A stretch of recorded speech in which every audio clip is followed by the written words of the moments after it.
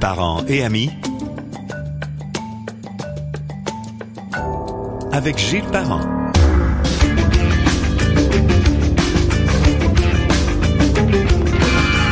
Bienvenue sur Parents et amis, qu'on retrouve entre autres sur à peu près toutes les plateformes, mais entre autres sur Spotify et sur gillesparent.com. Vous pouvez nous écrire, nous envoyer des suggestions, des commentaires. Fait toujours plaisir de vous lire. Mon invité a bâti un véritable empire autour de la nutrition, les repas, les livres, les médias, les conseils, dans un contexte où tout coûte plus cher, ce qu'on vit présentement. Isabelle Huot voit-elle des Québécois décrocher de la saine alimentation? Y a-t-il un risque? On va parler de ça et bien d'autres choses, discussion franche sur l'argent, la santé, les choix qu'on fait dans notre assiette. Bonjour Isabelle. Hey, salut Gilles, toujours un bonheur de te retrouver année après année. Oui. Un petit rendez-vous annuel. C'est ça, exactement. Des fois, on fait ça au mois de mars quand c'est le mois de la nutrition. Ouais. Là, c'est un petit peu après, mais on se prépare pour l'été, puis on a beaucoup de sujets d'intérêt là. Mais moi, je veux prendre le temps, Isabelle, de parler un peu de ton parcours, parce que on a jasé ensemble. Je peux pas présumer que tout le monde sait. On dit que tu es docteur en nutrition, ça veut dire que tu as un doctorat, ça, je comprends? Ah oui, écoute, j'ai fini tard. J'ai fini à 33 ans, tellement d'études. T'es une late, comme on dit en sport? Ben, écoute, bac, maîtrise, doctorat. Puis doctorat, je travaillais à temps plein, fait que ça m'a pris 7 ans. Faire mon doctorat quand même, en travaillant en temps plein, mais tu sais, persévérance là, le week-end je faisais ça, durant les fêtes je faisais ça, durant l'été je faisais ça, puis finalement, ben voilà. Tu savais que t'aimais ça, mais ça te permettait aussi de payer en même temps ce que ça te coûtait, c'est ça je comprends? Ben oui. Voilà. Okay, ben oui. Bon, pour notre information, Isabelle, rappelle-nous à quel moment et comment tu passes de nutritionniste à entrepreneur. Donc, je sais que tu as été nutritionniste puis docteur en nutrition, mais à un moment donné, je sais pas si c'est graduel, je me rappelle pas, mais tu sais, tu avais une petite fibre d'affaires que tu as développée beaucoup, là. Oui. Ben, j'ai toujours eu cette fibre-là. À 18 ans, j'ai parti une agence de voyage. Ah oui? J'ai parti. Oui. Quand j'étais à l'Université d'Ottawa, j'ai étudié en psychologie. Après ça, j'ai étudié en ergothérapie avant d'étudier en nutrition. Okay. Et j'adorais voyager. J'adorais organiser des séjours à l'étranger pour les autres. À 16 ans, j'accompagnais des groupes en voyage déjà là. Oui. Je montais des groupes de 40 personnes, je les accompagnais, je bookais des hôtels, etc. Et puis, ben à Ottawa, avec une amie, Josée Daigneault, on a parti justement une agence qui s'appelait Transit Voyage. Et on organisait des voyages pour les étudiants, des séjours en Europe, des stages. Et puis, c'était Sidley, le gars qui a fondé Sidley, Jean-François Bouchard, qui avait créé notre logo, qui étudiait en droit à l'époque à Ottawa, qui avait créé le logo de Transit Voyage.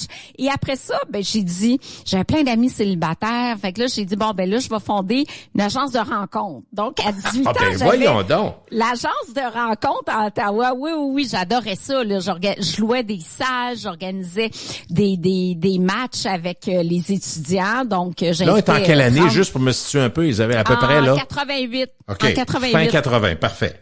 Et après ça, je suis déménagée à Montréal et durant tout mon bac, j'ai continué à faire des soirées rencontres, des soirées matchs, etc. pendant vraiment tout mon bac. Donc, j'ai fait ça de 18 ans à quelque chose comme 23 ans là, d'organiser ces soirées-là.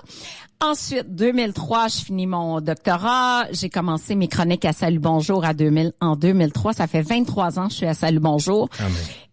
Quand même. Et après ça, bon, j'ai commencé à travailler dans les médias, donc travailleur autonome. Et pour moi, le véritable passage à l'entrepreneuriat, ça a été vraiment plus quand j'ai risqué donc investir dans des employés, parce que travailleur autonome, c'est pas la même chose. T'as pas un fonds de pension garanti, le zéro. Ben c'est ça. Alors que je me suis dit bon. Là, je travaille dans les médias, ça va bien. J'écrivais dans 7-8 magazines. Le temps que les magazines fonctionnaient bien, aujourd'hui, c'est autre chose. Et à 38 ans, je me suis dit, bon, c'est quoi mon futur? On est toujours sur un siège éjectable. Ben, on sait ce que c'est. Tu l'as vécu toi aussi. J'ai été 3 ans à Rythme FM. Après ça, ben, on est flushé. Après ça, puis j'étais juste chroniqueur, là. J'étais pas animatrice. Puis, tu sais, c'est toujours des sièges éjectables dans les médias. Donc, je me dis, bon, ben là, c'est quoi mon avenir? Ben, j'ai dit, écoute, je vais fonder une entreprise et à partir de là, à 38 ans, ben là, j'ai loué un local, j'ai engagé mes premiers employés. Travailleur autonome, c'est bien, mais j'avais pas d'employés. Alors, j'ai plongé dans le monde de l'entrepreneuriat à cette époque-là et avec un réseau de cliniques où j'ai engagé des nutritionnistes, des kinésiologues, des psychologues spécialisés. Et par la suite, j'ai lancé des livres Kilo Cardio qui ont connu. Oui. Ah, tu te souviens, hein? Oui, non, là, ça a marché. Avec vous étiez comme José. 2-3 partenaires, José, absolument. Oui. Pour le côté, José Lavigueur. Le côté sportif, le côté plus physique. Puis toi, tu faisais plus le côté alimentation et pas que diète, mais aussi amélioration de notre vie. Là. Exact. Et ça a été ça marchait, un méga... Hey, marché, tu dis, puis c'est fou parce que ce livre-là, l'éditeur, là, il était fini et l'éditeur dit, je le veux plus, ça marchera pas. Ouais. Qui va faire ça, un plan alimentaire? Puis c'était très carré à l'époque. Puis là, j'ai dit, OK, je reprends mon livre. Je suis allée cogner aux Éditions de l'Homme qui ont accepté, eux, de publier le livre. Puis ça a été un des meilleurs succès des Éditions de l'Homme des 50 dernières années. On a vendu 400 000 copies, là. Wow. Ça, c'est gros. Ouais. C'est gros. Ça, c'est gros. On fait plus ça aujourd'hui, je vais être honnête. Le monde du livre est en perte de vitesse. Donc, si on vend 10 000 livres, on est content aujourd'hui. Mais à l'époque, les livres se vendaient beaucoup. Et bref, les gens me disaient, Isabelle, c'est super ton livre, mais moi, j'ai pas le temps de faire tout ça. Là. C'est trop de cuisine. Et c'est comme ça qu'est née l'idée de partir une gamme de prêt-à-manger que je livrerai à domicile en 2011. Ça risquait aussi, là, parce qu'il y avait des investissements, d'après moi. Ah oui, puis qui faisait ça? Écoute, Good Food n'existait pas, Cook It n'existait pas. J'étais la pionnière à dire, je vais envoyer des petits repas prêts à manger à la porte, livraison à domicile, partout au Québec, en Ontario. J'ai été vraiment pionnière dans le domaine. Je comprends, précurseur, puis on peut le dire. Moi, je peux le dire. En tout cas, tu as certainement été copié. Là. L'idée est bonne. Ah, mon Dieu, c'est fou. Maintenant, il y en a plein, puis ils ont une croissance beaucoup plus rapide que la mienne.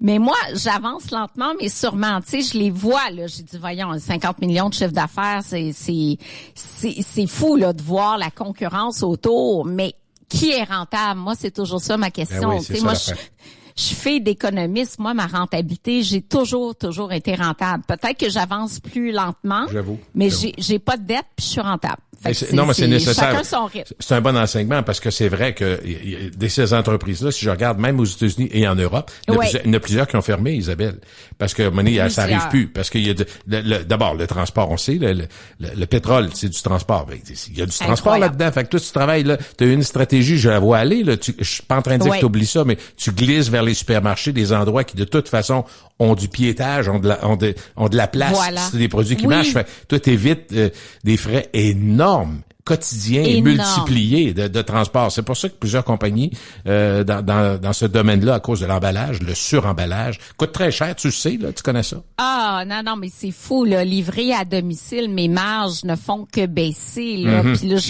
on sait que c'est un contexte économique difficile, fait que je veux pas augmenter mes prix. Mais tu sais, quand tu vois les intermédiaires, ce que ça coûte de livrer à domicile, puis en épicerie aussi, là, mes marges, c'est 7%, 6%. Fait que les gens disent, on sait bien, ça coûte cher, mais c'est ça, mais dans les poches du fabricant, là, c'est fou, en fin d'année, s'il te reste 4%, t'es chanceux. Donc, tu sais, il y a énormément d'intermédiaires, là. T'as ton produit, t'as ton emballage, t'as ta livraison, t'as l'entreposage, qui coûte une fortune, le transport, t'en as parlé, surcharge de carburant, c'est complètement démesuré. Et après ça, là, t'as le magasin qui prend 30 et 40% de marge, t'as le bureau chef qui prend 10, 14% de marge. Tout le monde prend sa cote, hein, c'est ça? Tout le monde. T'as le distributeur qui prend entre 15 et 25% de marge. Donc, en bas, là, on travaille fort pour très, très, très peu de marge. Faut que t'aimes ça. Je vois que la passion est encore là. Mais, qu'est-ce qui te fait, c'est quoi le déclic, s'il y en a un, qui te dit, moi, je peux bâtir une marque avec mon nom. Je peux me pousser, parce que c'est un peu ça, dans le fond. Toi, tu pousses Isabelle Huot. Oui. Oui, mais je pense pas que c'était temps je vais faire une marque avec mon nom, c'est je vais répondre à un besoin. Okay. Quand mes clients, moi je faisais de la clinique privée, j'en ai fait pendant 30 ans. T'en fais moins, là, c'est ça, je comprends? J'ai arrêté il y a 4 ans. OK. Donc, il y a des gens qui le font très bien, dans le fond, probablement. Oui. Puis là, moi, je fais plus être membre de l'ordre. Je suis sortie de l'ordre parce que on pouvait pas s'incorporer. Puis tu sais, on peut pas être en affaires, ne pas être incorporé, ça a pas de sens. Bref, il y a plusieurs raisons pour lesquelles je suis sortie de l'ordre, mais je fais plus de clinique. Mais j'ai une équipe qui est vraiment parfaite, qui travaille pour moi. Je travaille avec d'autres groupes comme Équipe Nutrition aussi. Mais bref, c'était pas tant je veux bâtir une marque, c'est je veux répondre à un besoin. Le besoin de mes clients qui me disaient je veux bien manger, j'ai pas le temps de cuisiner. Puis c'est vraiment pour ça que j'ai bâti l'entreprise. Puis au départ, c'était pas mon nom, c'était Kilo Solutions. Et c'était la première marque que j'ai bâtie. Puis au fil du temps, la perte de poids a perdu un petit peu ses lettres de noblesse. On pouvait plus vraiment parler de perte de poids, c'était perçu négativement, avec négativement, puis là la diversité corporelle, fait que je dis Kilo avait une image un petit peu négative, c'est juste la perte balance. de poids. La perte de poids. Fameuse balance. Ah ouais, je comprends. Et pourtant, mes produits répondent aux besoins des gens pressés qui sont pas nécessairement en perte de poids. Et ça marche. Parle-moi un petit peu de tes produits, parce qu'on en voit de plus en plus. Je sais pas. L'offre, je sais pas jusqu'à quel point elle est large, là. Mais je sais qu'on les voit moi, je les vois dans les supermarchés, là. Fait que je me dis, dans le fond, t'as progressé, parce que je sais que tu me disais, c'est quasiment à traverser du désert, de réussir à se faire accepter, de réussir à rentrer, puis de se réussir à rester. Mais là, si tu re-signes, puis t'es là, puis t'en mets de plus en plus, je pense que t'es chez Maxi, est-ce que je me trompe? Ouais. Mais c'est un des plus gros. C'est un des plus gros, là. On se compte pas de peur. Au Canada, c'est Maxi. Puis, au Québec, c'est Maxi. Au Québec, c'est Maxi. D'ailleurs, ils ont été votés la bannière préférée des mais c'est Québécois. President Choice, que moi, j'ai toujours adoré les produits congelés. Ça fait longtemps, je te le dis. Moi, le choix du président, ils ont vraiment des bonnes choses dans le congelé. Fait que toi, t'es là-dedans, là. Fait que s'ils te prennent, c'est parce que t'es bonne. T'es d'accord? Hein? Ouais, écoute, j'ai travaillé fort. Là, honnêtement, je vais te dire l'histoire de Maxi. Là, ça fait 10 ans que j'essayais, que j'écrivais. Puis ben oui, puis que ça marchait jamais. Puis là, à un moment donné, j'ai appelé un des décideurs, puis j'ai dit, donne-moi donc une chance. Ça fait 10 ans que j'essaye, tu sais. Puis là, il dit, OK, on va faire un pilote. Donc, on a ouvert au Mont-Saint-Hilaire, un pilote, ça a super bien été, les ventes incroyables. Puis là, on dit, oui, mais c'est parce que Saint-Hilaire, c'est un petit peu plus aisé. On va essayer Saint-Jérôme. Saint-Jérôme, spectaculaire comme vente. Ouais, fait que là, on essaie un autre pilote. Là, je suis passée de 1 pilote, 2 pilotes, 3 pilotes, 10 magasins, 29 magasins, toujours des résultats spectaculaires, à 100 magasins pour faire le grand saut. Il y a 2 mois, à 173 magasins. Et puis là, même le bureau chef à Toronto, là, mon Dieu, c'est quoi ce succès-là? C'est quoi ça, docteur Ça fait Isabelle? du bien, ça fait du bien. Toi qui as travaillé fort demain, tu dois être fier, là. Là, je me dis, ça valait la peine de persévérer. Puis même chose pour Walmart. Écoute, ça fait 10 ans que j'essaie de rentrer. Je suis allée 4 fois à Toronto. Ça marchait pas. Jusqu'à l'été dernier où je me suis rendue à Toronto pour un concours de pitch pour Walmart qui ont invité une 75 entreprises pan-canadiennes, 15 Québécois à présenter. C'était vraiment un concours. On présentait à 4 acheteurs nos produits, notre offre. Et puis à la fin, il y avait il sortait, vous avez le deal, le ticket d'or qui nous permet d'entrer fournisseur chez Walmart, ou soit meilleure chance la prochaine fois. Donc, assez stressant, merci. Et Caroline! Puis ça se passe comment? T'arrives dans une salle, sont là, puis merci, bonjour, puis allez-y. Puis avec tes produits dans un plat, ou comment ça marche? Oui, là, j'ai fait goûter mes produits prêts à manger, mes muffins, mes biscuits, j'ai cuisiné tout ça. T'es gros vendeur, j'imagine, je me trompe-tu, là? T'as dû y aller avec ce qui marche le plus. Ben, t'es pas folle à temps plein. Ce qui marche le plus. Fait que je fais goûter ça, puis écoute, à la fin, let's go. Vous avez le ticket d'or, donc vous êtes fournisseur de Walmart. Fait que incroyable. Et là, mes produits font leur entrée là, cette semaine, dans tous les Walmart Québec, Ontario. OK. Là, donc, c'est Québec-Ontario. C'est quand même le cœur du Canada, là, en termes de population. Le reste, ça viendra peut-être s'ils n'ont besoin, mais est-ce que dans ce que tu fais, comment dirais-je, est-ce que pour eux autres, c'est important que tu offres quelque chose que les autres offrent pas, ou encore une meilleure qualité? Parce que dans le fond, dans le congelé des repas, il y en a d'autres, là. Tu sais, je sais pas tous les noms, mais c'est au feu, puis tu sais, des compagnies-là qui sont là depuis longtemps. Ils vont chercher quelque chose, entre guillemets, de local, de typique, d'original. Qu'est-ce qu'ils recherchaient? Qu'est-ce qu'ils te disaient? Il y a un engouement pour le local canadien. C'est clair, là. Les produits américains qui sont là, ils veulent les tasser de plus en plus. Donc, c'est sûr que c'est une opportunité pour moi. Ton timing est pas pire pour ça, oui, je comprends. Deux timing exceptionnels, 2 raisons. Le manger local, le canadien.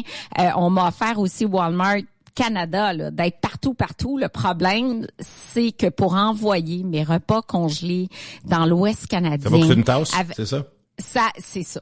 C'est ça. J'arrive pas dans le prix. Ma marge est déjà à 6% en brut, là, même pas en net. Aïe, aïe. Et quand j'envoie dans l'Ouest, je tombe en négatif. Non, parce qu'ils me l'ont offert, le Canada. Parce que je réponds aux besoins de Proudly canadienne. Et le deuxième, c'est que depuis janvier dernier, on a le symbole nutritionnel devant les emballages qui indique la présence de, tu sais, la haute teneur en trop de sel ou trop de sucre, là, ou gras, c'est ça. Mais toi, t'es bonne là-dedans. Ta moyenne doit être meilleure que tout le monde.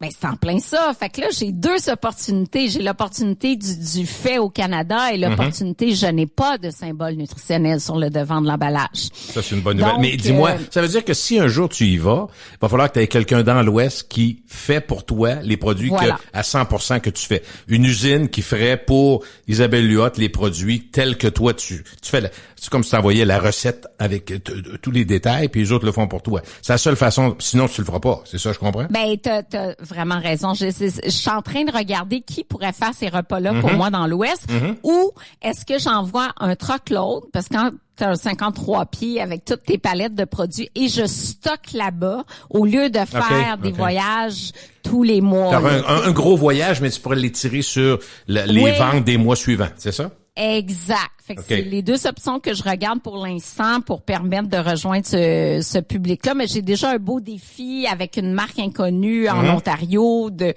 faire lever les ventes en Ontario chez Walmart. Puis je commence aussi chez Longos, qui appartient à la famille Sobeys en Ontario le mois prochain.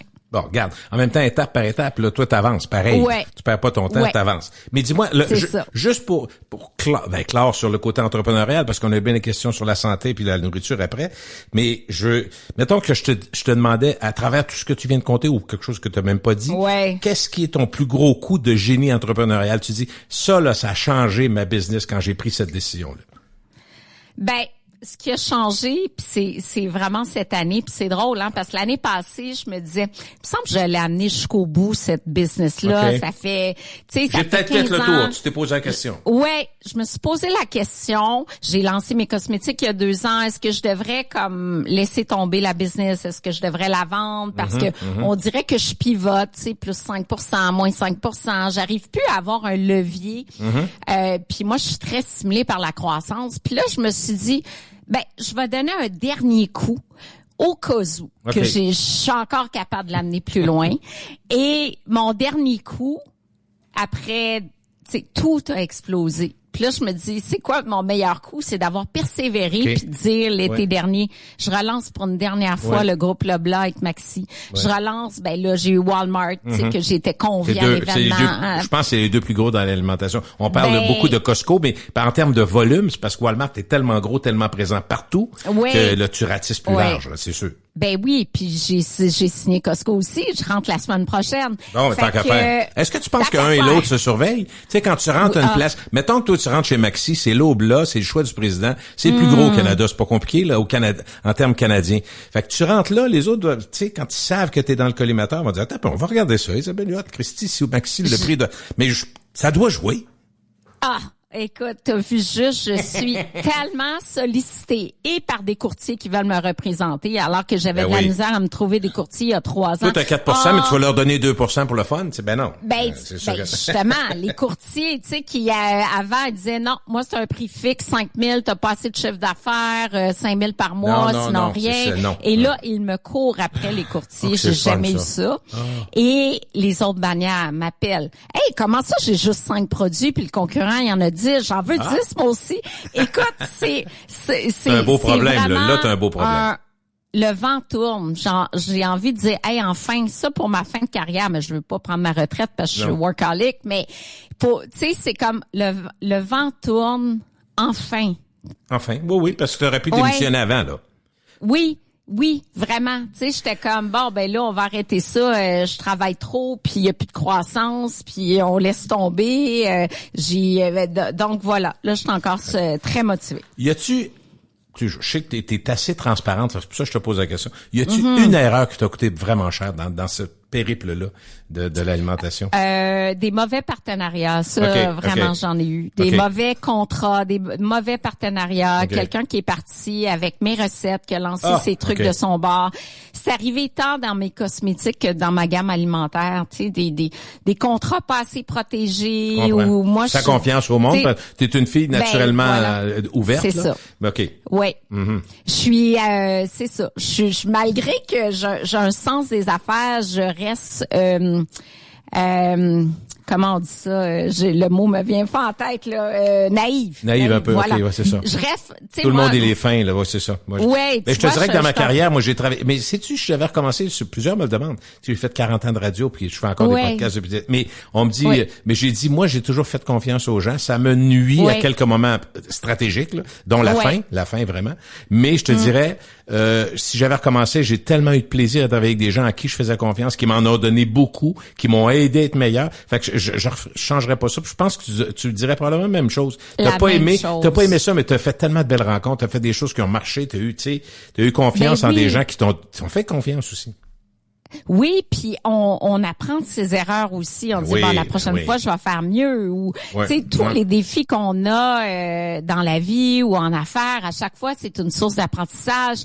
Tu sais les erreurs nous poussent à se corriger, à mieux s'entourer, puis la prochaine fois on fait toujours mieux. Donc moi je pense que ça va être très inspirant pour ceux qui nous entendent aujourd'hui. Je vais pousser ça beaucoup l'aspect allez voir comment ça a été difficile. Tu sais on le dit souvent il y a rien de facile dans la vie puis des échecs tout mais c'est vrai. C'est vrai.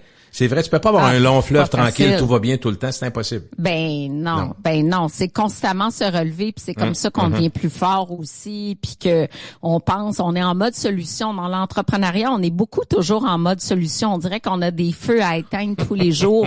Puis il y a toujours des urgences. Regarde en cosmétique, je viens de perdre une batch que je viens de produire que finalement les tests microbio étaient pas corrects. On jette la batch, c'est 30 000 dans la poubelle puis on se relève, puis c'est ça. Bon. OK. On va décortiquer ça un petit peu, si tu me permets. On va parler de la business des repas santé. On en a parlé, on l'a effleuré tantôt. Ton offre de repas congelés santé, est-ce que ça part d'un besoin ou d'une opportunité d'affaires? Ben, à la base, ça part d'un besoin. Donc, les clients qui disaient, j'ai pas le temps de cuisiner. Voilà. Mais depuis janvier, c'est devenu une opportunité de dire, je n'ai pas de symbole nutritionnel, je suis fabriqué au Québec, donc parfait pour m'étendre au Canada avec cet esprit de vouloir manger local, la fibre, je veux manger québécois, aliments du Québec. Donc, je suis certifiée aliments du Québec. Donc, les deux, je te dirais, mais à la base, c'est vraiment répondre à un besoin. Dis-moi, est-ce que les Québécois mangent vraiment plus santé, tu penses, en général? Non. Moi, je dirais... Est-ce que tu manges... Excuse-moi, je veux une parenthèse. Est-ce que tu mets là-dedans l'inflation galopante qui fait que les gens font des choix... j'imagine que oui, hein? Oui. Avec l'inflation, là, 7% en moyenne, beaucoup ont vraiment du mal à faire l'épicerie, le coût du logement aussi, puis ça serait le fait dans le panier d'épicerie, tu sais, beaucoup de moins de fruits et de légumes. Il y a une étude qui est sortie cette semaine justement au Québec, il y a juste 28% des Québécois qui mangent 5 portions de fruits et légumes par jour, qui est comme le minimum pour la santé. Tu sais, parce que les fruits et les légumes, c'est cher. Tout est cher, Isabelle, excuse-moi, là, mais moi, quand je vois mon plat de margarine à 9,40, je fais le saut, là. Je payais ça 4 pièces et demie il y a 3 ans, là. Fait que, tu sais, je me dis, le beurre, puis, tu sais, des produits de base, je te parle. Le pain, tu sais, on payait un pain à 1 pièce et demie. Tu le sais, là. Fait que, tu sais, tout est cher, fait que je sais que les gens font des choix, puis souvent, les produits d'appel, ce qu'on appelle les loss leaders, tu sais, les épiceries, c'est 2 sacs de chips pour 4 pièces, fait que, tu sais, la liqueur 2 pour, tu sais comment c'est, là. C'est ça. Ils n'ont pas le rôle que toi, t'essaies d'avoir quelque chose qui est lié à ta carrière, au fait que tu sois docteur de santé. Fait que tu pourras pas, je te vois pas, moi, des alternatives. Oui, mais de lancer des chips ben gras et ben salés, ça pourrait être, toi. C'est ça. Ben non, c'est ça. Fait que, est-ce qu'on mange plus santé? Je dirais qu'en général, les Québécois mangent plus transformé.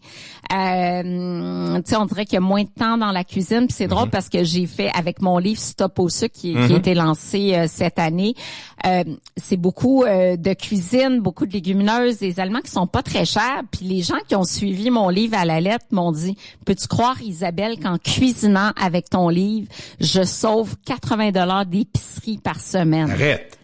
Oui. OK. Et ils sont moins dans la viande, des protéines qui coûtent plus cher, c'est ça, je comprends? Voilà. OK. Moins de viande. Évidemment, tout est fait maison. Fait qu'il y a moins d'aliments, tu sais, il y a pas de pizza congelée, il y a pas d'aliments transformés.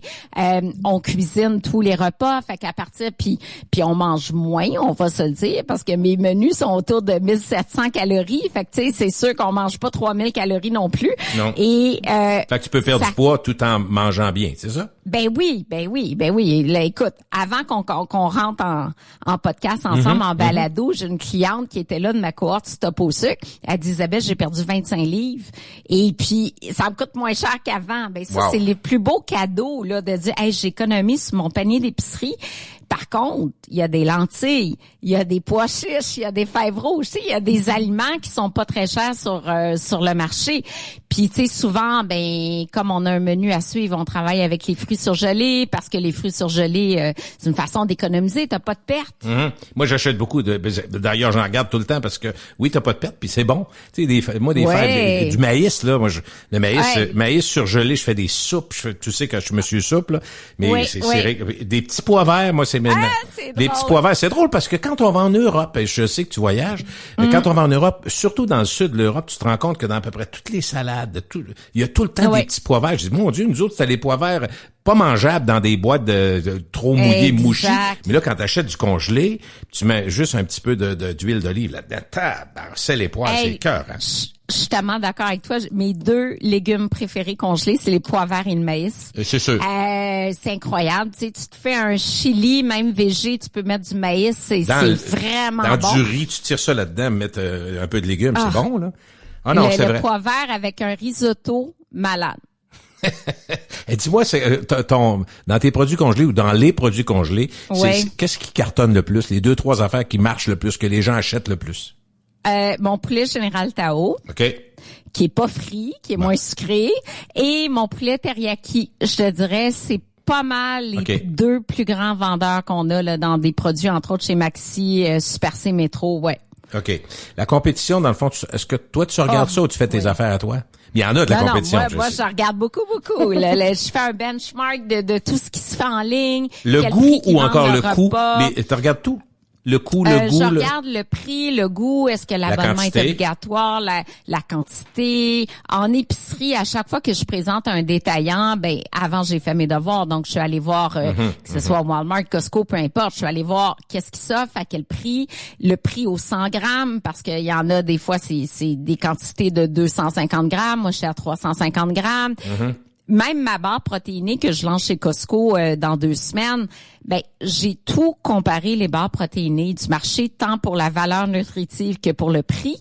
Et j'offre la meilleure valeur nutritive pour le même prix. Fait que, tu sais, un acheteur qui reçoit ça, voici les produits que vous avez chez vous. J'ai la meilleure note sur Yuka. J'ai la meilleure liste d'ingrédients. Je n'ai pas d'édulcorant, pas d'huile de palme. Et je vous offre la barre à 1,33. Non, mais comment résister à ça? Ça a marché. Est-ce que les gens, à ton avis, lisent autant les valeurs nutritives ou ils achètent à l'instinct puis au prix maintenant? J'ai l'impression qu'on a viré plus vers le prix, là. Ouais, le prix, c'est le facteur numéro 1. OK. La décision d'achat se prend en 7 secondes. Si tu veux acheter un nouveau produit, c'est très, très vite. C'est pour ça que le symbole nutritionnel devant les emballages, mais qui existe en Europe avec un score, Nutri-Score, qui existe les au couleurs, Mexique. là, je pense que c'est les couleurs, hein? Plus jaune, plus rouge, c'est ça. Rouge, c'est dangereux, puis bleu et vert, c'est beau. Non, je trouve, c'est simple, mais notre produit, c'est assez clair. Nous autres, quand tu vois trop de sucre, là, c'est clair et net. Moi, je trouve que ça a un impact. C'est ça. Ça a un impact. Ça a été prouvé, justement, en France, ça change le comportement d'achat. Au Mexique, où il y a énormément de diabétiques, il y a énormément d'obésité, ça change le comportement d'achat aussi. Donc, c'est ce que la majorité des gens regardent. Le prix et le symbole nutritionnel. Maintenant, là, t'as toujours le 10% qui va plus loin, qui tourne. Tu sais, les gens qui vont magasiner davantage chez Avril, chez Taux, là, c'est sûr que là, c'est des gens plus qui vont plus loin, qui regardent c'est-tu biologique, c'est quoi ma liste d'ingrédients, c'est quoi le score sur Yuka. Mais je te dirais, la majorité des gens aujourd'hui, en 2026, c'est clairement le prix. Absolument. Ton plus grand défi aujourd'hui, est-ce que c'est, en parlant des repas, est-ce que c'est produire ou vendre? Vendre, c'est important parce que tu dis que ça a changé ta compagnie, mais produire, c'est un problème? Est-ce que tu es obligé d'agrandir? As-tu des fournisseurs? Comment ça marche ta production? Tu fais pas ça dans ton bureau, là? Non, c'est ça. Ça a été je te dirais, les deux, c'est un défi de vendre dans l'Ouest canadien. C'est un défi avec le transport, mais le défi de produire a été vraiment, vraiment un enjeu avec la croissance. On a dû ajouter des chiffres de soir, des chiffres de week-end. Tu sais, pour donner une idée, avant, j'achetais 5000 plats. Maintenant, j'en achète 30 000. OK. Fait que, par saveur, donc, c'est un enjeu énorme sur le fond de roulement. Tu sais, je vais donner un exemple, là. Je rentre chez Costco dans 2 semaines, mais moi, mon 500 000 $ que j'ai payé à mon fournisseur, là, je l'ai payé il y a 2 semaines, tu comprends? Ouais. Fait que, tu n'as pas de revenu encore de ça, c'est ça que tu dis? Non, ça va prendre un mois minimum. Et peut-être ça va plus prendre parce que, 2-3 mois, tu sais. OK. Fait que le 500 000, tu le prends où, tu sais? Non, mais heureusement, je pense que ta croissance fait que les banquiers, les gens qui te soutiennent savent que tu t'en vas pas dans le mur non plus, là. Exactement. Par chance. Ouais, exactement. Fait que c'est ça, de jongler avec une croissance importante, un fonds de roulement critique. Tu sais, chaque jour, moi, c'est OK, qui je peux payer aujourd'hui? Et ça, j'étais pas de même avant, là. Moi, mais aujourd'hui, c'est vraiment, je suis en mesure de payer qui aujourd'hui? Tu sais, c'est vraiment une gestion, là. Absolument. Écoute, mais je comprends que l'habitude puis l'expérience fait que t'es mieux organisé. Heureusement, je te dirais mieux organisé, t'es mieux, puis t'es mieux entouré. T'as combien de monde avec qui tu travailles à tous les jours, là, c'est-tu 15 personnes? Tellement peu. Non. Ah, vous êtes pas tant que ça, OK. C'est des personnes. OK, fait que c'est des fournisseurs. Le reste, tu travailles avec des gens qui déploient leur talent pour te donner les services. Voilà. Moi, j'ai pas d'usine. Okay. Alors moi, je travaille avec une usine fédérale, bien sûr, parce qu'on vend partout au Canada. Donc, j'envoie des PO, j'envoie des bons de commande. Tu sais, c'est mes recettes, mais sont produites ailleurs. Donc, c'est beaucoup de logistique et tout ça. Mais je veux dire, la production, j'ai hésité à acheter des usines. J'ai encore eu une offre d'une usine hier, puis je dis, je m'embarque-tu là-dedans? Mais à 33 ans, tu l'aurais peut-être fait. Oui. T'es-tu d'accord que là, c'est pas le temps? À mon avis, moi. Oui, je veux pas m'embarquer dans acheter une usine à 5 millions puis on recommence. Non, moi j'ai un modèle d'affaires qui. Ça marche. Tu sais, ça marche. Je veux dire, j'ai 15 fournisseurs différents parce que je fais faire mon chocolat à Québec à Stoneham, je fais faire mes tartinades au chia à Québec également, je fais faire mes bars à Châteauguay. Donc j'ai des fournisseurs différents, chacun dans leur domaine. Parfait. Parlons de l'alimentation, on a touché un petit peu, mais l'inflation. Est-ce que manger santé, c'est un luxe en 2026? Si on cuisine tout, je vous le dis, ça coûte moins cher. Okay. Mais les aliments et si on achète de base, tout, c'est sûr que c'est pas mal plus cher. Voilà. À partir du moment où tu achètes une viande déjà marinée, tu sais, un porc qui est déjà mariné, un fromage qui est déjà râpé, ben déjà on ajoute, tu sais, des additifs, de la cellulose, etc. En plus, c'est une étape de plus, une main-d'œuvre de plus, ça coûte plus cher. Du gruyot en sachet est bien plus cher que du gruyot en vrac. En plus, souvent en sachet, il y a du sucre ajouté. Complètement. Donc, vous voulez économiser, achetez pas des yogourts individuels, vous achetez des yogourts en gros format, vous achetez des marques maison, vous achetez des produits qui sont pas déjà marinés, pré-coupés, des salades de carottes déjà râpées, c'est plus cher, des poireaux déjà émincés, c'est plus cher. Donc, tu sais, c'est développer des trucs. Mais ça prend du temps parce que pour réduire le coût du panier d'épicerie, ben il faut cuisiner. Souvent, ce que j'entends de femmes ou d'hommes qui sont autour de moi, qui font à manger, puis qui décident. Souvent, ils se prennent un bloc de temps. Est-ce que c'est le dimanche matin, dimanche après-midi, 2-3 heures, où ils font vraiment à manger. On part du poulet, des choses, puis ils font des repas. Incroyable. Parce qu'ils se rendent compte que au day-to-day, tu sais jamais ce qu'il va y avoir au bureau. T'es retardé d'une demi-heure, 3/4 d'heure. Tout le monde attend pour manger. Fait que tu sais, c'est un stress épouvantable. T'es pogné dans le trafic, il y a un accident, t'es pas capable de faire à manger. Fait que là, ça finit tout le temps. Commande-toi Uber, pizza, puis tu veux pas ça. Non. Fait que faut que tu t'organises. Fait que faut vraiment. Puis je sais pas si c'est ça que t'entends, mais il y a beaucoup de gens qui font des blocs de temps où ils se font à manger pour la semaine. Ben oui, du meal prep, la préparation d'avance. Tu sais, une grosse soupe, on parlait de soupe tout à l'heure, moi aussi, tous les dimanches, une soupe aux lentilles, curry, coco, peu importe, une soupe minestrone, une soupe aux légumes.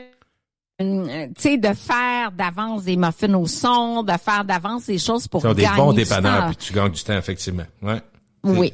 C'est important. Ouais. OK, là, c'est un sujet majeur, mais on a déjà évoqué un peu, mais Ouais. je sais qu'avec toi, ça fait très longtemps, là, je veux pas nous vieillir, mais ça fait 15-20 ans qu'on fait des chroniques. Fait que Ouais. puis je me rappelle, je t'ai toujours dit ce que je disais même en ondes, si un jour il y a une pilule pour maigrir, les gens vont la prendre.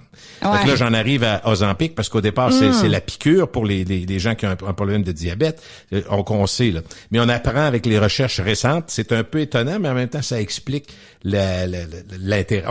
Autrement dit, on le sait, on arrive à une solution plus simple que de faire du sport, bien manger, pis tout ça. Je suis pas en train de dire que c'est la solution parfaite, mais moi, je suis pas surpris. Je suis certain que t'es pas si surprise de voir l'impact démesuré de Ozempic et les dérivés. Oh. Hein? Oh, les analogues GLP-1 pour glucagon-like peptide 1, c'est fou. Mécanisme d'action, d'abord, ça ralentit le vidange gastrique, ça coupe l'appétit et ça coupe les impulsions, le désir de manger des aliments riches en sucre et en gras. Mais bon, on a vu la médication autour de l'obésité au fil des années. Oui. On finissait toujours par trouver tellement d'effets secondaires qu'il y a même des produits qui étaient discontinués. On a eu l'Orlistat qui empêchait d'absorber du gras, mais ça donnait des diarrhées, des selles molles, c'était atoré, c'était pas magique. On a eu d'autres médications qui créaient de l'hypertension pulmonaire, des décès qui ont eu lieu dans les années 60, 70. Là arrive l'Ozempic, ça a l'air miraculeux. Effets secondaires, oui, nausées, gastro-intestinaux essentiellement, mais il y a quand même eu des cas de pancréatite, il y a eu des cas quand même beaucoup plus graves et il y a une grosse partie de la perte de poids qui est une perte musculaire. Fait que ça aussi, c'est un gros point d'interrogation. On dit, premièrement, c'est ta vie. Parce que si t'arrêtes, tu reprends tout le poids. Deuxièmement, c'est une chute de muscles. Les muscles, c'est tellement important, oui, en vieillissant, on veut éviter un phénomène qu'on appelle sarcopénie. Fait que bref, on voit des beaux résultats, mais je suis un peu mitigée parce que souvent, les gens ont ils veulent perdre 20 livres, ils demandent à leur médecin un analogue GLP-1. Parce que c'est comme une solution un petit peu plus facile. Oui, c'est la simplicité et la facilité, c'est sûr. Mais c'est ça mon point. Je suis pas en train de dire que c'est bon, là. Mais je sais qu'il y a des menteurs dans la salle, puis je sais que moi, écoute, j'ai dit ça, puis je continue à le penser, parce que les médecins ont l'air d'être assez lousses pour en donner, là. Au départ, c'était juste pour les gens qui ont du diabète, puis aujourd'hui, le diabète il y a le dos large, avec tous les dérivés qui s'en viennent beaucoup moins chers, 5 fois moins cher ce qui s'en vient en pilule. Incroyable. Au lieu de la piqûre une fois par semaine à 400 pièces, là, tu vas avoir des pilules à peu près 75 pièces. Fait que tu sais, plus facile, moins cher, puis on voit des gens. Moi, j'ai été surpris. Je vais te le dire là. On est au début de l'été, on n'est pas encore à l'été, mais on est au début, mettons fin du printemps 2026. Puis en parlant autour de moi, j'ai 3-4 personnes qui m'ont dit je pense ça. Ah ouais. Et là, je me rends compte, c'est encore plus invasif que je pensais. Donc c'est moi. Vraiment.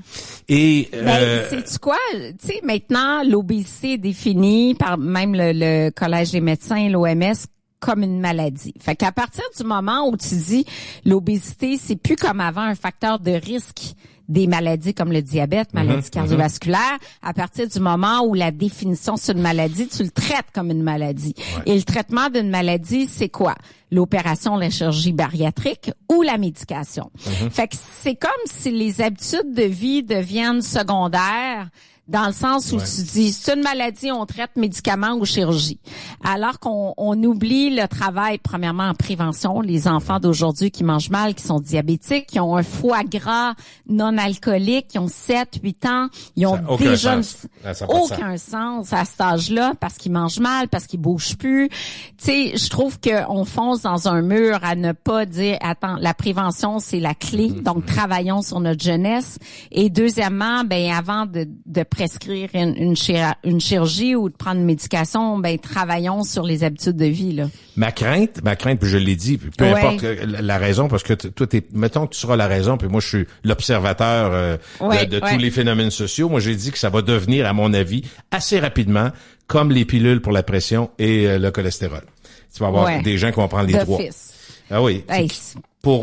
Puis, tu sais, en même temps, je parlais avec un médecin, puis j'ai dit, ils ont dit, il y a des risques parce que c'est assez récent, donc on connaît pas tous les effets. Par contre, faut être, cette personne à qui je parlais, parce que mon fils étudie en médecine, puis c'est pas lui qui m'en a parlé, mais je sais que c'est un sujet qui est très important, surtout dans leur préparation. Puis il disait que malgré ce qu'on pense, ils ont découvert que ce médicament-là a aussi une fonction positive sur la prévention des maladies du cœur. Fait qu'imagine-toi ceux qui veulent donner, tu sais, puis il dit ça, c'est vrai. Donc c'est entre guillemets un bon médicament. Donc le drame qu'ils vivent, c'est que les conséquences sur le corps humain, on les connaît pas encore, c'est trop récent. Oui. Ben, mais en même temps, c'est ça, hein. L'affaire du cœur, c'est nouveau, mais c'est un élément de plus pour, entre guillemets, ceux qui hésitent, ben, ils disent, ouais, pour le cœur, prévention du cœur, c'est pas mauvais. Fait, tu peux te donner bonne conscience en prenant ce que tu veux, hein. Ben effectivement, j'ai vu cette étude-là aussi qu'il y aurait des bénéfices, mais je me dis, est-ce que les bénéfices découlent de la perte de poids? Parce qu'on sait que ou c'est indépendant de la perte de poids, parce que quand tu as une perte de poids significative, tu as déjà de grands bénéfices sur la santé cardiovasculaire. Mais toi, mettons une femme arrive dans ton bureau puis elle pèse 376 livres. Ça se peut que tu dises aujourd'hui, il faudrait que vous perdiez au moins 150 livres pour qu'on puisse travailler. Tu pourrais peut-être lui dire, allez voir votre médecin pour vous, là, pour un bout de temps, faudrait qu'on perde du poids, puis après ça, on mettra en place un programme où on va vous aider, vous accompagner. En parallèle. Tu comprends? Oui, c'est ça. Mais quelqu'un qui veut juste perdre une petite bédaine de 15 livres, ça me semble démesuré. T'es capable de faire ça en un mois ou deux, à faire attention. Tu sais, je sais pas. Il y a quelque chose. Exactement. Hein? Ah, moi, c'est ça. IMC de plus de 30, t'as des facteurs de risque, faut que tu perdes du poids parce que ton diabète est hors contrôle, etc. Absolument. C'est une façon plus facile. Que dire, on change tout, puis dans 2 ans, tu sais, ta santé est à risque, donc on veut agir plus vite, c'est parfait. Mais si on parle de 15-20 livres, on est capable de le faire autrement, honnêtement. C'est pas 100 livres, c'est pas pareil, là. T'sais. Ben non. Mais même quand tu regardes les résultats des analogues GLP-1, des fois, c'est 50 livres par année. Mais 50 livres par année, c'est 1 livre par semaine. On est capable de faire ça avec l'alimentation, honnêtement. Oui. Est-ce que tu penses que, je sais que t'en fais moins de cliniques comme telle, mais les gens avec qui tu travailles, c'est quand même très proche de femmes et d'hommes qui travaillent pour toi puis qui rencontrent des clients potentiels. Est-ce que les clients, on commence à avoir des clients abandonner les approches traditionnelles pour s'en aller vers les solutions plus faciles? Ça doit, j'imagine un peu. Ah oui, hein, c'est sûr. Faut être honnête, là. Faut être honnête, là. Caroline. Les gens, ils veulent ça, puis là, c'est même le marché noir des analyses. Ben là, surtout avec le prix que c'était les injectables. Écoute, il y a un marché noir, il y a du monde qui achète ça, puis on sait même pas ce qu'il y a dans la seringue, là. Ça, c'est terrible. Ma crainte, Isabelle, je vais te le dire, je veux que tu es docteur en nutrition, ma crainte, c'est que on est en train de médicaliser un problème de société. Ben, c'est exactement pour faire le parallèle avec obésité, maladie. Exactement. Donc, c'est devenu justement plus un problème d'habitude de vie, mais c'est une maladie. Fait qu'on le traite, on est curatif et on le traite avec un médicament. C'est vraiment un changement de vision totale de l'obésité. Dis-moi, je change de sujet, je m'en vais sur les médias parce que c'est une figure publique, image publique. Être partout dans les médias, c'est un avantage ou une pression que toi, tu as encore? Ben, je te dirais les deux. Ben oui, les deux, je suis d'accord. Je suis comme chanceuse. Souvent, je me dis, oh mon Dieu, 23 ans, salut, bonjour, 25 ans dans le Journal de Montréal. Tu sais, je me sens privilégiée d'être encore dans les médias, mais en même temps, avec maintenant les réseaux sociaux, écoute, il y a pas une fois où je fais pas une chronique où il y a pas es-tu mal maquillée aujourd'hui? Mon Dieu, qu'elle a fatiguée aujourd'hui. Oh mon Dieu. Écoute, les gens sont méchants. Elle a de quoi de changer dans la face. Elle a dû se faire mettre oui. C'est ça. Puis, tu sais, écoute, non, mais ça pas de bon sens comment le monde se permet des commentaires. Et méchants. C'est méchant, là. Tu sais, j'ai dit, bon, tu sais, la dernière fois, j'étais à Salle Bonjour, j'ai eu tellement de commentaires méchants sur mon maquillage. Bon, ben là, elle est bien pâle, elle est donc mal maquillée. Qu'est-ce que c'est ça? Elle aurait pu se maquiller avant d'arriver en onde quand même, ou, tu sais. Elle n'a pas dormi de la nuit, elle a dormi sur un corps de linge. C'est ça, plein d'affaires de même. Puis là, tu te dis, hey, écoute, ben, tu sais, c'est difficile de vieillir à l'écran parce que, tu sais, les caméras HD. T'as pas 21 ans, puis on sait c'est quoi, là. Ben, voilà, j'ai pas 21, j'en ai 55, je suis encore en onde, mais pourquoi se permettre Tu sais, j'ai dit, j'espère. Moi, je réponds toujours. Merci, je suis contente de savoir que mon contenu vous a intéressé. Pourquoi? Tu sais, c'est la meilleure réponse. Commenter oui. le look, ben non. l'habillement, tu sais, je comprends pas, là. Moi, je suis docteur en nutrition, je livre un contenu. Portez attention au message.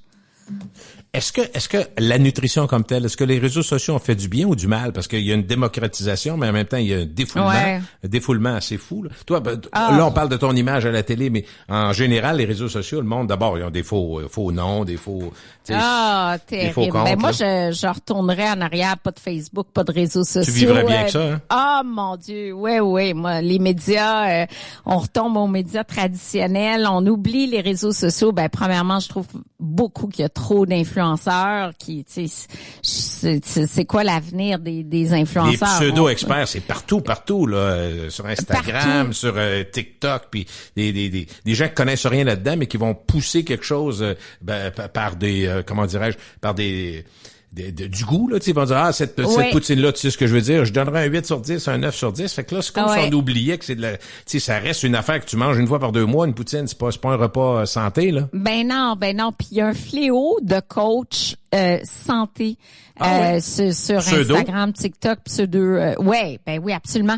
Puis là, ils font la promotion de régime carnivore ou autre. Oui. Juste la viande, écoute, ben oui.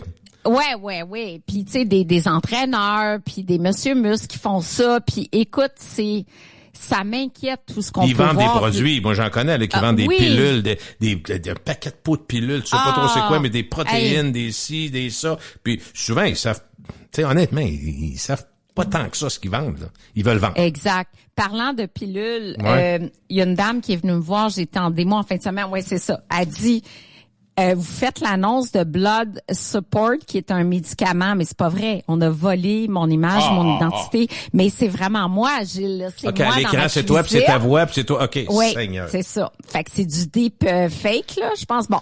Et là, elle a acheté ça. Je pense que c'est 300 piastres. Elle dit, j'ai vraiment des effets secondaires. Est-ce que faut que je continue? J'ai dit, ma pauvre madame, ça a aucun sens. C'est pas moi.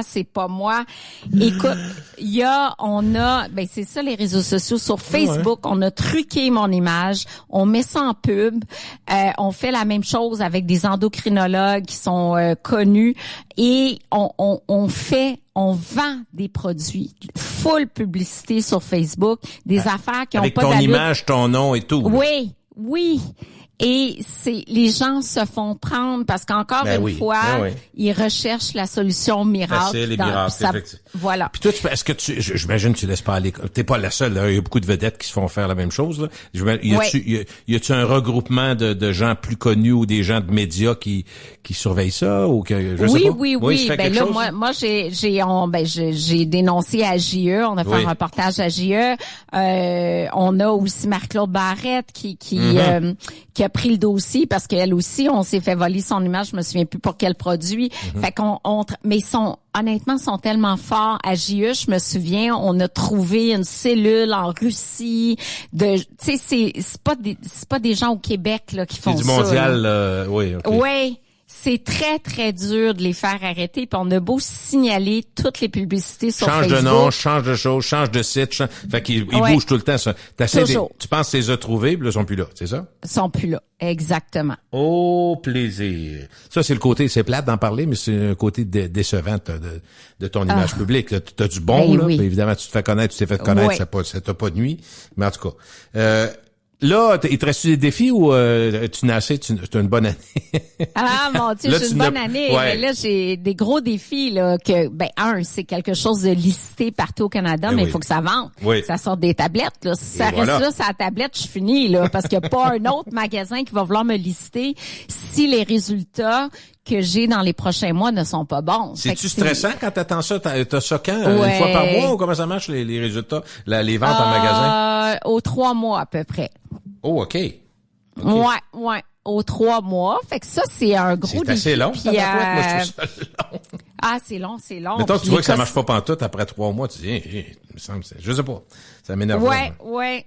C'est énervant. Puis les cosmétiques aussi, c'est pas mal plus de travail que je pensais. Genre, cosmétiques, on a une meilleure marge que 5%, ça va être facile. Oh, que non. Vraiment des gros défis. OK. Si tu repartais aujourd'hui, est-ce que tu ferais la même carrière? Tu ferais la même chose? Ouais. Je ferais comme toi. Tu sais, j'ai comme j'ai pas de regrets. J'ai appris, il y a eu des moments plus difficiles, mais tu sais, chaque chose est là pour quelque chose. Fait qu'on honnêtement, j'ai eu beaucoup de plaisir jusqu'à maintenant et encore beaucoup de plaisir à venir, j'espère. Ben écoute, merci beaucoup. Je te souhaite.